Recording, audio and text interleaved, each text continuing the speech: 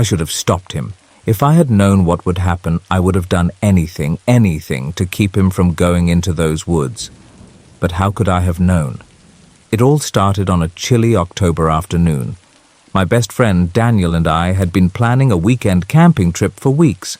We needed a break from work, from life, from the weight of everyday stress. We had done trips like this before, but this time was different. We weren't going to a normal campsite. Daniel had found some obscure post on an old hiking forum about a trail deep in Blackwood Forest.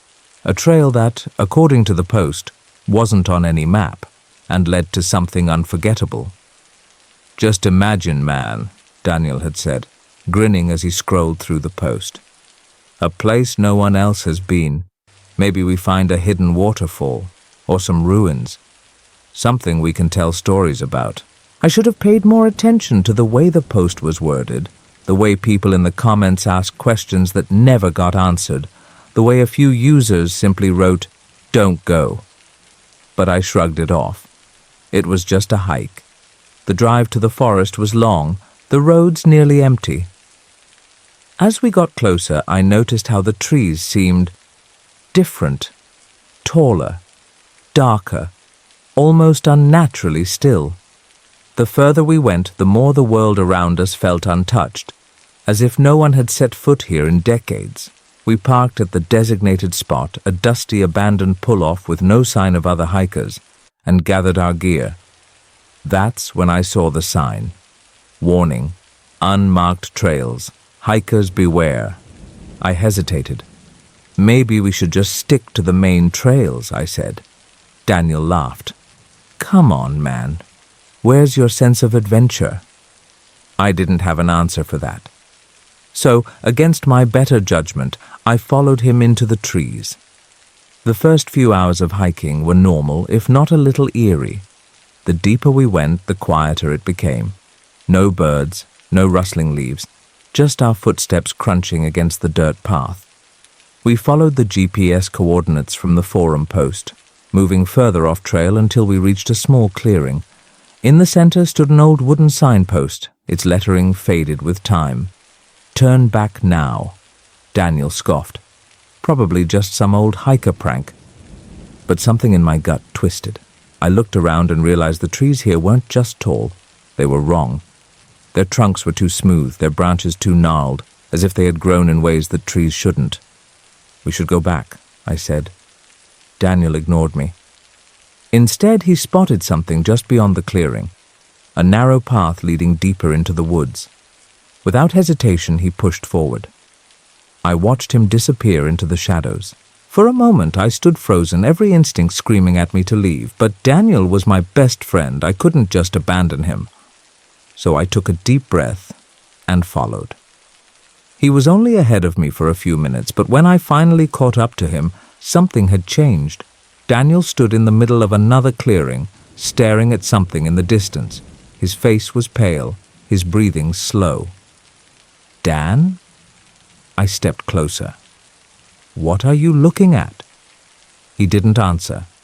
I followed his gaze and saw nothing, just trees, stretching endlessly into the horizon.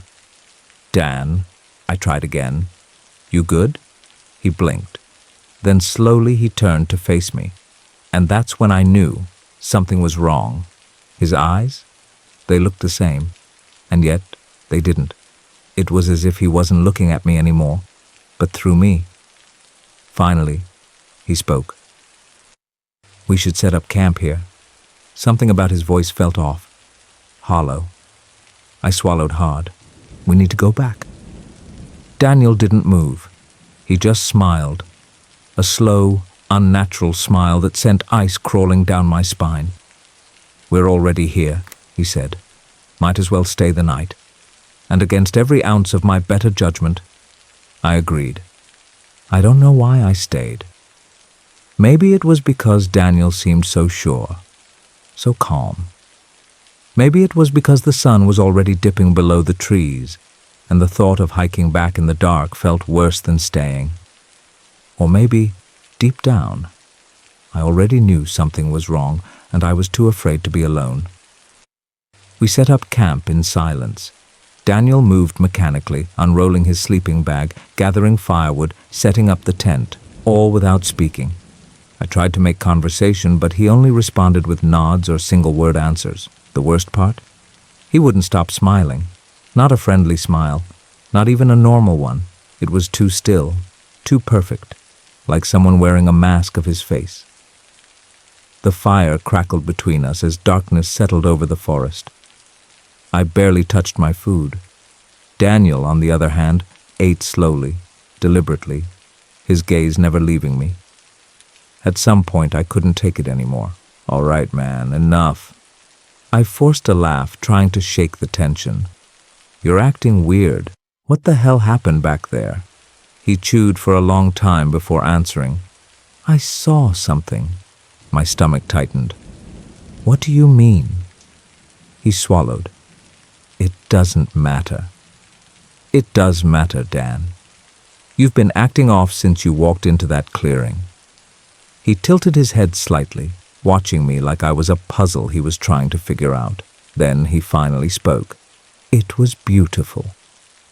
The way he said it sent a chill up my spine. "What was?" I asked, my voice quieter now. He didn't answer. Instead, he reached into his pocket and pulled something out. A small, smooth stone. At first glance, it looked ordinary, just a rock, dark and polished, maybe something he picked up from the forest floor. But as he held it up to the firelight, I noticed something deep inside it. It was like looking into a void. A space so black it didn't reflect the light. It swallowed it. "I found this," he whispered. "Okay, so what?" I kept my voice steady, but something inside me screamed to get away from that thing. "I have to keep it." He clutched the stone tightly, his knuckles whitening. "It's important." "Dan, it's just a rock." He laughed softly. "Number, it's more than that." The fire crackled, and for a moment I swore I heard something else underneath the sound. A faint whisper, a voice that wasn't mine. I shot up. "That's it. We're leaving first thing in the morning."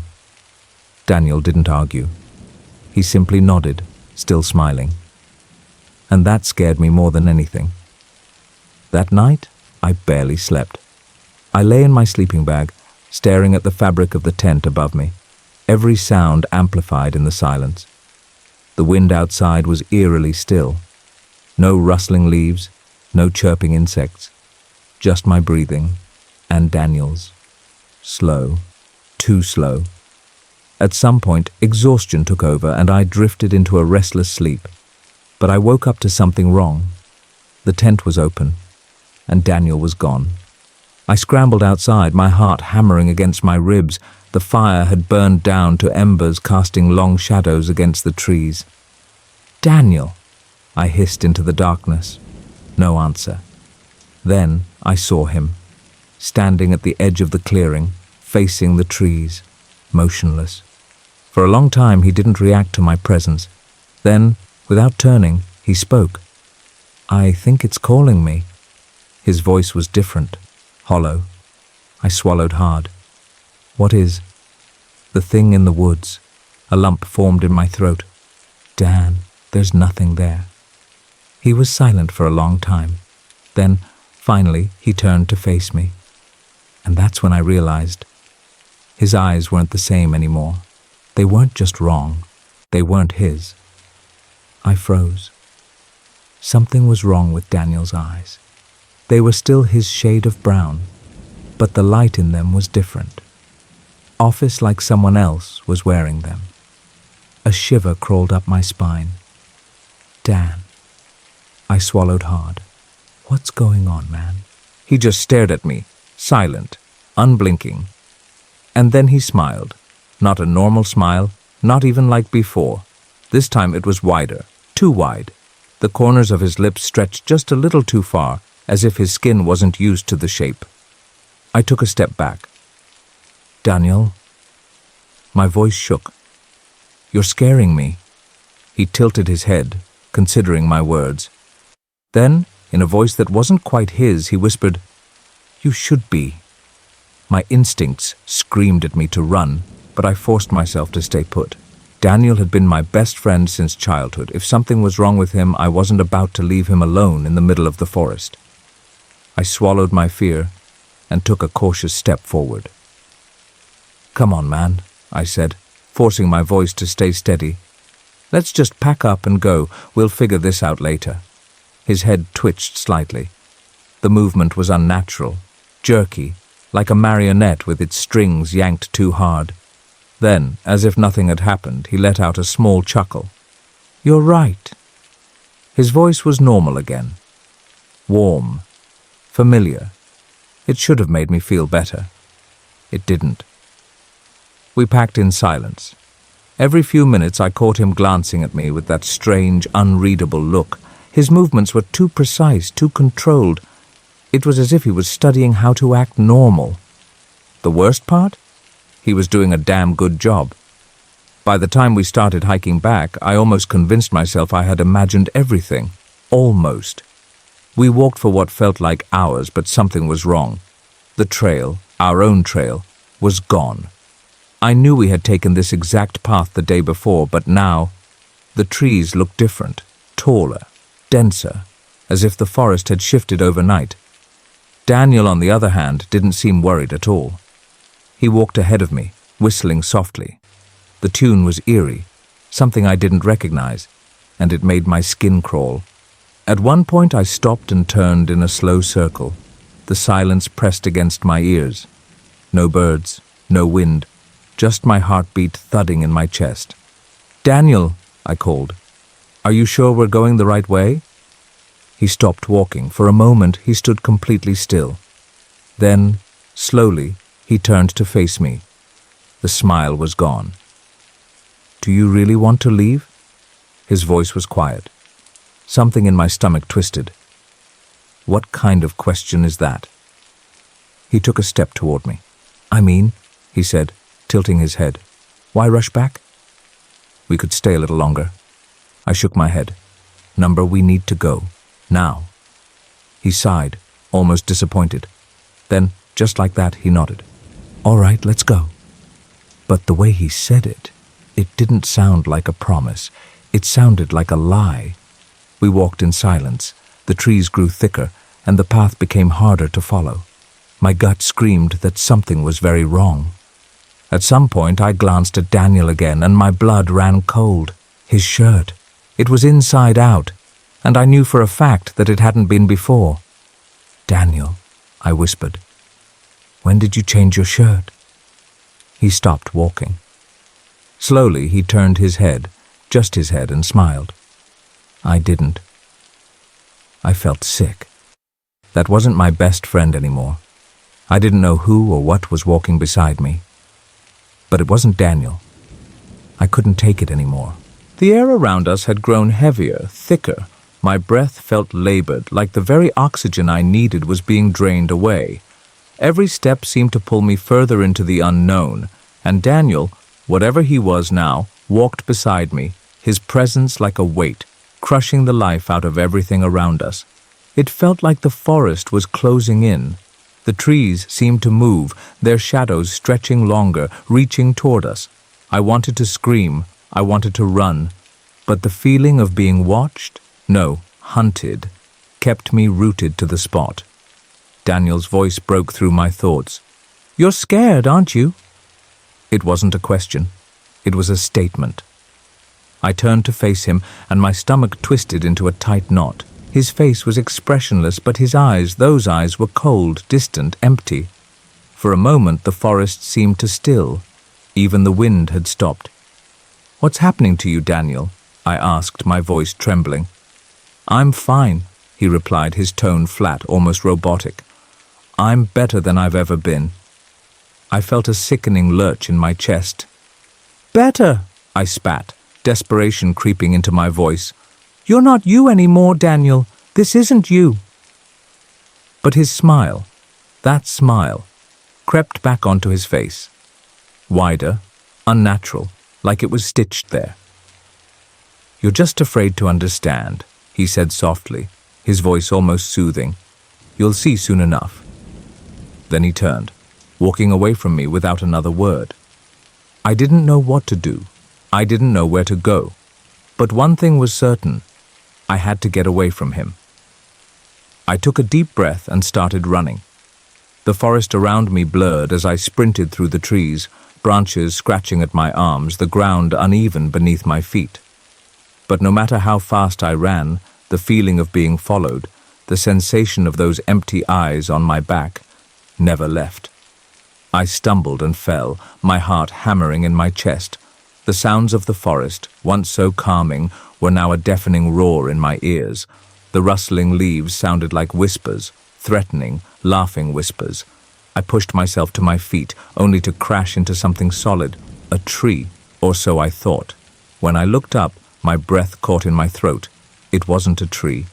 It was Daniel, but not in the way I'd seen him before. His body was there, but his face had shifted, twisted. He was smiling, not a smile I recognized, but a wide, gaping grin, stretching far beyond the limits of what a human face should be able to do. The skin around his mouth was taut, almost torn open, as though something beneath it was trying to break free. I gasped, stumbling back. "Daniel, please!" But his lips didn't move. Then the voice came, not from his mouth, but from everywhere, surrounding me. "You wanted to leave, didn't you?" It whispered, the tone so cold it froze the air around me. "You wanted to escape, but you never will. You belong here now." I turned and ran again, but the forest had changed. The path I had followed was gone. The trees, twisted and looming, closed in around me, forming walls of dark, suffocating wood. The air was thick with the smell of decay, like something long dead was festering in the earth beneath me. And in the distance, I heard it. A laugh. Daniel's laugh. Hours, or was it days, had passed by the time I finally stumbled upon something familiar. The clearing. The same one where we'd set up camp. The same fire pit, still cold, still dark. But something was wrong. I wasn't alone. The figures standing in the clearing weren't human. They weren't even alive. I gasped, unable to speak. They were us. The figures looked like Daniel and me, but they were twisted. Their bodies had been contorted into shapes they weren't meant to be. The faces were blank, empty, but I recognized the eyes, the same hollow eyes that I had seen in Daniel. And they were watching me, from all sides. The truth hit me like a punch to the gut. Daniel had never come back from the forest. He had become the forest. And now, there was no escaping it. As I stood there, frozen in horror, I felt the ground shift beneath me. My body was no longer my own. It felt as though the earth itself was pulling me down. My legs began to give out. They were coming for me. I screamed, but no sound came out. The last thing I saw was Daniel, or what had once been Daniel, standing at the edge of the clearing, smiling that impossibly wide smile before the darkness swallowed me whole.